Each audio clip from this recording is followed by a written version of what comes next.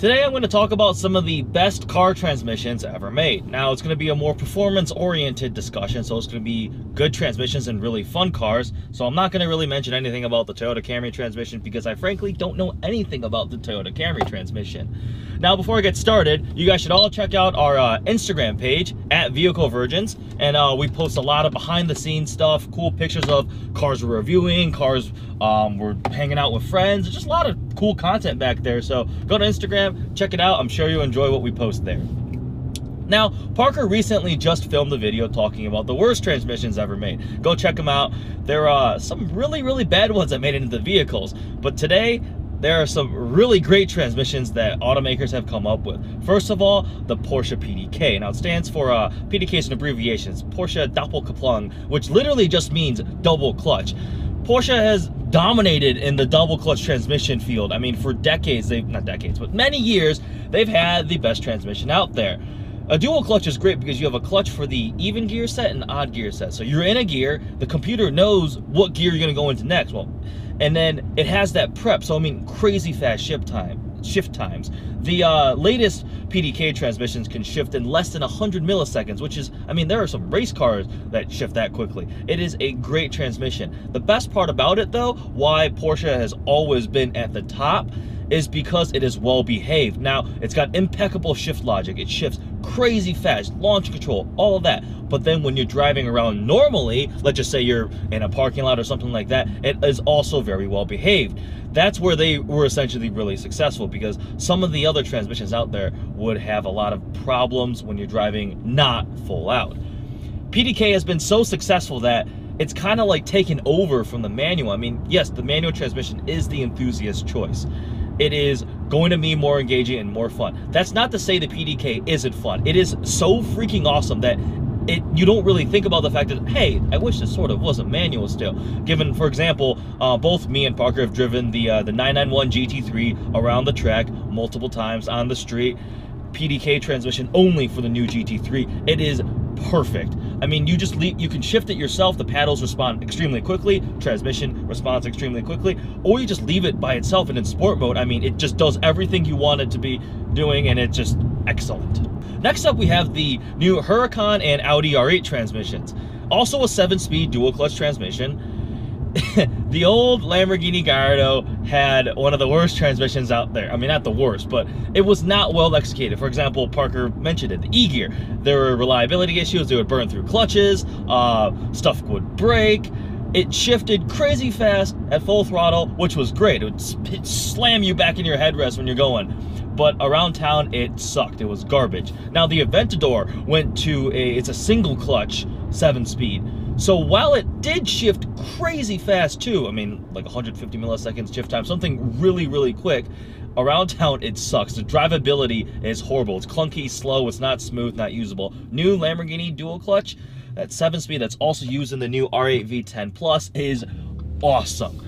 I mean, Parker first got his car, upshifts, downshift, it's just instantaneous, up and down. You can hold the downshift paddle and drop it to the lowest gear possible so you can accelerate crazy fast. That transmission is perfectly usable around town when you're driving normally at half throttle, in the parking lot when you're parking. It's not jerky. Reverse is perfect. I mean, it just is all around. There's really nothing bad about it. It's actually pretty much perfect. It is on par with the best dual clutch transmissions in the world.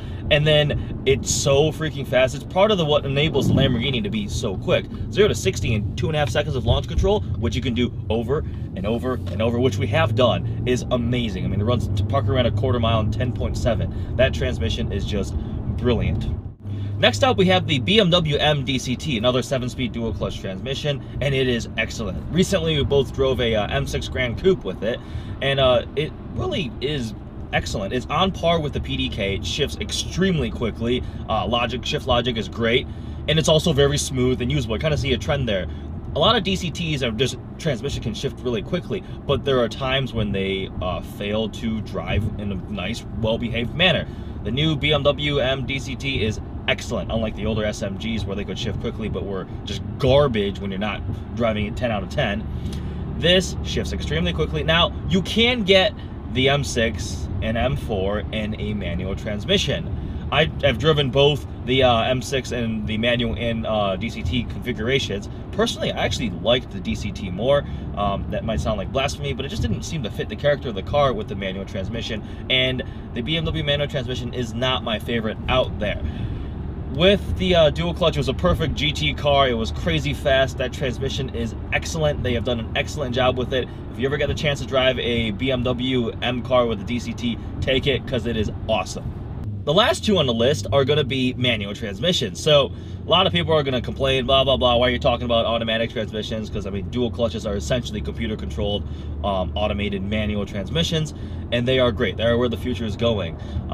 Just because you like a dual clutch transmission does not mean you aren't a car enthusiast. Like, I can still appreciate a manual transmission. They're still a lot of fun to drive, but there was something to be said about a very, very functional and well-designed dual clutch like the PDK, the Lamborghini, or the BMW.